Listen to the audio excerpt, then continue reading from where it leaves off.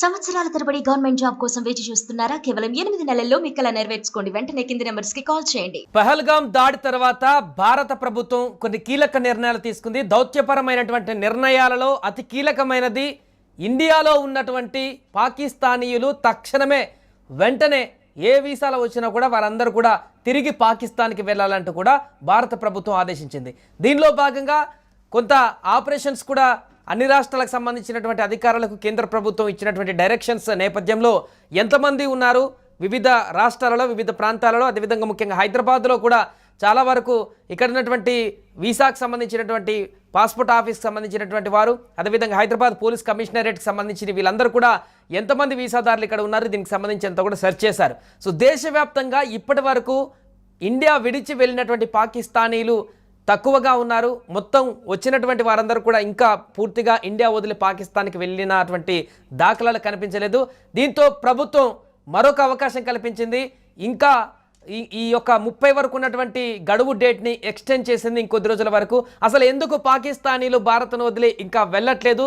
Long term visa కానీ short term visa ఉన్నటువంటి వారు కానీ ఇప్పటి వరకు 700 పైచీలకు మాత్రమే వెళ్ళినట్టుగా, ఇంకా చాలామంది ఇంకా ఇక్కడనే ఉన్నట్టుగా, ముఖ్యంగా కాకినాడలో కూడా 2 లాంగ్ టర్మ్ వీసాతోని పాకిస్తాన్ ఉన్నట్టుగా సమాచారం ఉంది. హైదరాబాద్లో కూడా మరికొంతమంది ఉన్నట్టు తెలుస్తుంది. దీనికి సంబంధించి పూర్తి వివరాలు తెలుసుకుందాం. పాతబస్తీ నుంచి, చార్మినార్ నుంచి మా ప్రతినిధి ప్రేమ్ లైవ్లో మరిన్ని వివరాలు అందిస్తారు. ప్రేమ్, దేశవ్యాప్తంగా 700 పైచీలకు మంది మాత్రమే పాకిస్తానీలు ఇప్పటి వరకు తిరిగి స్వదేశానికి వెళ్ళినట్టుగా గణాంకాలు చెప్తున్నా. ఇంకా చాలామంది ఉన్నారు. ముఖ్యంగా హైదరాబాద్లో కూడా ఇంకొంతమంది పాకిస్తానీలు ఉన్నారు, తిరిగి వాళ్ళు వెళ్ళలేదు.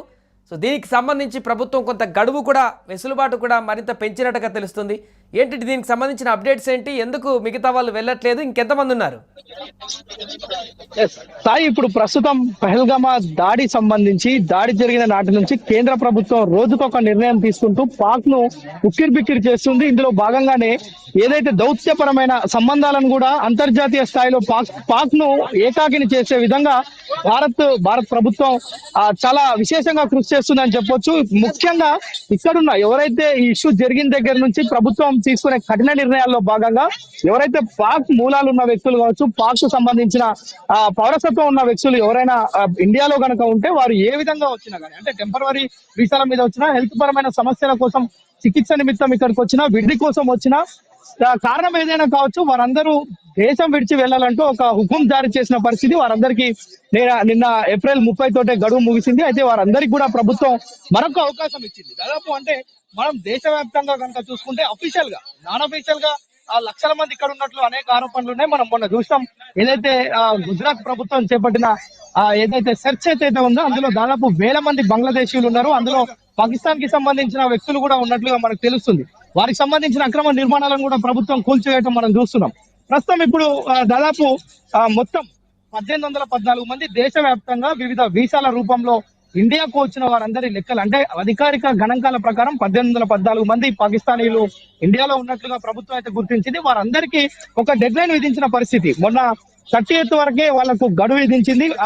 అదే విధంగా వారందరినీ అటారీ వాగా యొక్క బార్డర్ నుంచి వారందరూ వెళ్లిపోవాల్సిందిగా ప్రభుత్వం ఆదేశాలు అయితే స్పష్టంగా జారీ చేసింది. వారందరికీ కూడా నోటీసులు కూడా జారీ చేసింది. ఈ నేపథ్యంలో దాదాపు ఇక్కడ నుంచి చాలా తక్కువ మంది మాత్రమే వెళ్ళినట్టు తెలుస్తుంది. మొత్తం భారతదేశంలో 1814 మంది ఉండగా దాదాపు 926 మంది మాత్రమే భారత్ ను విడిచిపోయినట్లుగా మనకు ప్రస్తుతం అయితే తెలుస్తుంది. మొదట మనం 700కు పైగా అనుకున్నాం, ప్రస్తుతం అయితే 926కు ఆ ఫిగర్ వచ్చింది. అయితే ఇదే క్రమంలో హైదరాబాద్ లో కూడా దాదాపు 230 మంది, అంటే మనకు శంషాబాద్ అంటే ఎయిర్పోర్ట్ లో ఉన్న వివరాలు కావచ్చు, పోలీస్ కమిషనరేట్ లో ఉన్న వివరాలు కావచ్చు, వీటన్నిటిని కనుక చూస్తే హైదరాబాద్ ప్రాంతంలో కూడా 230 మంది పాకిస్తానీలు ఉన్నట్లుగా పోలీస్ శాఖ కావచ్చు ఇంకొక అవకాశాన్ని అయితే కేంద్ర ప్రభుత్వం ఇచ్చింది, వెసులుబాటు ఇచ్చింది. ఇంకొద్ది రోజుల వరకు కూడా వారు తిరిగి వెళ్ళడానికి ఒక గడువు అయితే ఇచ్చింది. ఇన్ కేస్ ఆ గడువులో కూడా వీరు తిరిగి స్వదేశానికి వెళ్ళకపోతే ఎలాంటి పరిణామాలు ఉండేటువంటి అవకాశం ఉంది? అంటే మొదటి నుంచి కూడా ప్రభుత్వం చెప్తుంది, ఎవరైతే ఈ యొక్క పహల్గామ్ జమ్మూ కాశ్మీర్ లో పర్యాటకుల మీద దాడి చేసిన నేపథ్యం 26 మంది మృతి చెందిన ఈ సందర్భాన్ని ప్రభుత్వం చాలా సీరియస్ గా తీసుకుంది. ఎవరైతే ఇక్కడ ఇండియాలో ఉన్న వారందరూ కూడా వెళ్లిపోవాలని చెప్పినప్పుడు, వారందరికీ నోటీసులు జారీ చేసినప్పుడు కూడా ప్రభుత్వం చాలా స్పష్టంగా చెప్పింది 27 తారీఖు వరకు ఏదైతే టెంపరవరీ వీసాల మీద వచ్చినవారు, అదేవిధంగా 29 వరకు హెల్త్ పరమైన సమస్యల గుండా ఇక్కడికి వచ్చి చికిత్స పొందుతున్న వారు కావచ్చు, ఇక్కడ ఉన్న వారందరూ కూడా వెళ్ళిపోవాలి. అంటే 30వ తారీఖు వారందరికీ డెడ్ లైన్ ఉండే. అప్పటి వరకు పోని వారిని ఎవరినైనా చట్టపరమైన చర్యలు తీసుకుంటాం, వారిపైన కేసులు నమోదు చేస్తామని తొలుత చెప్పినప్పటికీ ఇప్పుడు ప్రస్తుతం వారందరికీ కూడా మరొక అవకాశం ఇచ్చిందని చెప్పొచ్చు. అంటే ఇంకా పెద్ద సంఖ్యలో ఒకవేళ ఇప్పటికీ 880 మంది దేశవ్యాప్తంగా అఫీషియల్ గా పాకిస్తాన్ నుంచి ఇక్కడికి వచ్చిన పౌరసత్వం కలిగిన వారందరూ కూడా ఇక్కడే ఉన్నట్లుగా తెలుస్తుంది. వారందరూ కూడా పోతానికి మరొక ఛాన్స్ కూడా ఇస్తుంది. అయితే ఈ యొక్క ప్రభుత్వం ఇచ్చిన గడువుల లోపు ఎవరైతే పోరో వారిపైన కఠినమైన చర్యలు తీసుకుంటామని ప్రభుత్వం, కేంద్ర ప్రభుత్వం కావచ్చు, తెలంగాణ రాష్ట్రానికి సంబంధించి రేవంత్ రెడ్డి సర్కార్ కూడా చెప్తుంది. ఇక్కడున్న డీజీపీ జితేందర్ కూడా అనేక సార్లు చెప్పిన సందర్భాలు ఉన్నాయి. ఎవరైతే పాక్ కు సంబంధించిన వ్యక్తులు ఉన్నారో ఇక్కడ నుంచి ఇమ్మీడియట్ గా వెళ్ళిపోవాలా, ఎందుకంటే దేశంలో పరిస్థితులు మొత్తం గందరగోళంగా ఉన్నాయి ఏదైతే యొక్క పెహల్గాం దాడి తర్వాత. సో ఈ నేపథ్యంలోనే ప్రభుత్వం తీసుకునే యొక్క కీలకమైన నిర్ణయాలు పాక్ పౌరసత్వం ఉన్న ప్రజలకు కొంత ఇబ్బంది కలిగిస్తున్న అప్పటికీ కూడా ప్రభుత్వం మాత్రం చాలా సీరియస్ గా వ్యవహరిస్తుంది. వారందరూ ఎట్టి పరిస్థితుల్లో వెళ్ళాలి. అఠారీ బాగా నుంచి అంటే ఆ వే నుంచి వారందరూ వెళ్లేందుకు, అదే విధంగా ఎయిర్పోర్ట్స్ నుంచి కూడా వెళ్లేందుకు కూడా ప్రభుత్వం అనుమతిస్తుంది. సో వారందరికీ ఇచ్చిన అవకాశాన్ని సద్వినియోగం చేసుకోవాలని కూడా చెప్తుంది. అయితే ఎవరైతే వెళ్లారో వారందరిపైన కఠినపరమైన చర్యలు అయితే తీసుకుంటామంటున్నారు. అయితే ఎలాంటి చర్యలు తీసుకుంటారు అనేది మనకు ఇంకా అఫీషియల్ గా అయితే తెలియాల్సి ఉంది. దానికి అధికారికంగా వివరాలు పోలీసులే చెప్పాల్సి ఉంది. అయితే ప్రస్తుతం మరొకసారి కూడా వారందరికీ నోటీసులు జారీ చేసి వారందరినీ ఇండియా వదిలి వెళ్లే విధంగా చర్యలు అయితే చేపడుతున్నారు. ఎందుకంటే ఓవైపు యుద్ధ మేఘాలు ఆవరిస్తున్నాయి భారత్ పాక్ సరిహద్దులలో. మనం చూస్తున్నాం ప్రతి నిత్యం ఒక అప్డేట్ అయితే వస్తుంది దానికి సంబంధించి. తాజాగా ఈ రోజు ఉదయం మరొక అప్డేట్ చూసాం మనం. అటు బంగ్లాదేశ్ బార్డర్, అదే విధంగా మయన్మార్ నుంచి కూడా పాకిస్తాన్ కుయుక్తులు పన్నడానికి అవకాశం ఉంది. ఉగ్రవాదులను కానీ ఇతరత్ర వ్యక్తులను కానీ ఇండియాకి పైకి ఉసిగొల్లిపోయేటువంటి అవకాశం ఉంది. మరిన్ని దాడులకు జరిగేటువంటి అవకాశం ఉన్నట్టుగా నిఘా వర్గాలు సైన్యానికి హెచ్చరించినట్టుగా చెప్తుంది. ఈ నేపథ్యంలో అటువైపు కూడా భారీగా సెక్యూరిటీ ఫోర్స్ కూడా అటు రక్షణగా నిలబడేటువంటి అవకాశం ఉన్నట్టు తెలుస్తుంది. సో ఈ నేపథ్యంలో ప్రధానమైనటువంటి పట్టణాల్లో కూడా ఈ యొక్క హై అలర్ట్ అనేది ఏమన్నా ఇంకా కొనసాగుతుందా? మనము దాదాపు దేశవ్యాప్తంగా మనం చూసినాం చాలా పాయింట్స్ రెడ్ అలర్ట్ ప్రకటించింది ప్రభుత్వం. అక్కడ ప్రత్యేకమైన బలగాలు, అదేవిధంగా ఇక్కడ ప్రత్యేకమైన చర్యలు తీసుకుంటుంది ప్రభుత్వం. ఎందుకంటే ఎక్కడ ఎప్పుడు ఏం జరుగుతుందో అర్థం కాని పరిస్థితి. ఎందుకంటే ముఖ్యంగా మనం హైదరాబాద్ విషయానికి వస్తే గతంలో మనకున్న అనుభవం తెలుసు. దిల్సుఖ్ నగర్ ఎంతో ప్రశాంతంగా ఉన్న దిల్సుఖ్ నగర్ లో, అదేవిధంగా గోకుల్ చాట్ లో, లుంబిని పార్క్ లో జరిగిన పేలుళ్లు మనందరికీ ఒక అనుభవాన్ని నేర్పాయి. ఎందుకంటే మనం చాలా సేఫ్ జోన్ లో లేము అనేది మాత్రం మనకు అర్థమవుతున్న పరిస్థితి. ఎందుకంటే ఇప్పుడు మనం ప్రస్తుతం చార్మినార్ దగ్గర ఉన్నాం. ఇక్కడున్న పరిస్థితి కూడా చూడొచ్చు. వేలాది మంది ప్రతి నిత్యం ఇలాగే ఉంటుంటారు. అయితే ఇలాంటి జోన్లలో రెడ్ అలర్ట్ ప్రకటించింది ప్రభుత్వం.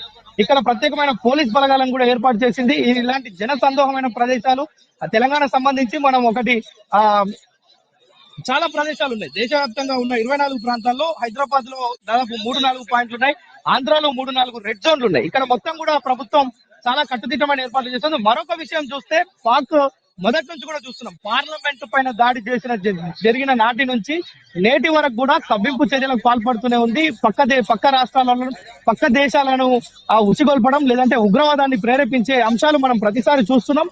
ఈసారి కూడా అలాంటి వార్తలు వస్తున్నాయి చాలా. అంటే పాకిస్తాన్ చాలా కుయుక్తిగా ఇలాంటి వ్యవహారాన్ని చేస్తుంది అనేది మనకు కేంద్రం కూడా దర్యాప్తు సంస్థలు వెల్లడిస్తున్నాయి. ఎప్పటికప్పుడు దానిపైన చర్యలు తీసుకునేందుకు కూడా కేంద్ర ప్రభుత్వం అయితే సంసిద్ధంగా ఉంది. ఎలాంటి పరిస్థితులైనా ఎదుర్కొనేందుకు భారత సర్కార్ సిద్ధంగా ఉందని అయితే చెప్పొచ్చు. సాయి రైట్ ప్రేమ్. సో మొత్తానికి అది ప్రస్తుతం ఇండియాలో ఉన్నటువంటి పాకిస్తానీలందరినీ కూడా తమ స్వదేశానికి వెళ్ళిపోవాలంటూ పహల్గాం ఉగ్రదాడి జరిగినటువంటి తర్వాత భారత ప్రభుత్వం తీసుకున్నటువంటి నిర్ణయం మనందరికీ తెలిసిందే. దీంతో అసలు ఎంతమంది పాకిస్తానీలు మన దేశంలో ఉన్నారు, లాంగ్ టర్మ్ కానీ షార్ట్ టర్మ్ వీసా కానీ విజిటింగ్ వీసా కానీ తదితర వీసాల కారణంగా ఎంతమంది ఇక్కడ ఉన్నారు, వారందరినీ వెనక్కి పంపించేటువంటి ప్రక్రియలో పూర్తిగా వారందరూ వెళ్ళడానికి నిరాకరించడంతో ఇంకొంతమంది పాకిస్తానీలు భారతదేశంలో స్టిల్ ఇప్పటికీ ఉండడంతో ఆరోగ్యరీత్యా కానీ మెడికల్కి సంబంధించినటువంటి వీసాల కారణంగా కానీ సో వీటన్ని దృష్టిలో ఉంచుకొని కొంత వెసులుబాటు అయితే భారత ప్రభుత్వం ఇచ్చింది. ఇంకొద్ది రోజుల పాటు ఎవరైతే మిగిలినటువంటి పాకిస్తాన్ ఇప్పటికే 700కు పైగా మంది పాకిస్తానీలు తమ స్వదేశానికి వెళ్లారు. భారత ప్రభుత్వం హెచ్చరించినటువంటి సందర్భంలో అప్పటికప్పుడు అటారీ వాగా బార్డర్ నుంచి సో ఇప్పుడు మిగిలిన ఉన్నటువంటి వారందరూ కూడా ఇంకొద్ది రోజులు వెసులుబాటు ఇచ్చింది భారత ప్రభుత్వం. ఈలోగా పూర్తిగా వారందరూ కూడా వెళ్ళిపోవాల్సిన అవసరం ఉంటుంది, లేదంటే ఖచ్చితంగా యాక్షన్ తీసుకునేటువంటి అవకాశం ఉంటుంది. దీని ప్రకారం 3 సంవత్సరాల జైలు శిక్ష కానీ 3 లక్షల రూపాయల వరకు కూడా పెనాల్టీ విధించేటువంటి అవకాశం ఉన్నట్టుగా ఒకటి తెలుస్తుంది. సో ఈ కొద్ది రోజుల్లో మిగిలినటువంటి పాకిస్తానీలందరూ కూడా తిరిగి వారి దేశానికి వెళ్తారా, లేదంటే ఇక్కడే ఇంకా ఉండేటువంటి అవకాశం ఉందా అనేది చూడాలి. సుమన్ టీవీలో మీ పర్సనల్ అండ్ బిజినెస్ ప్రమోషన్స్ కోసం కింది నెంబర్కి కాంటాక్ట్ చేయండి. ధన్యవాదాలు.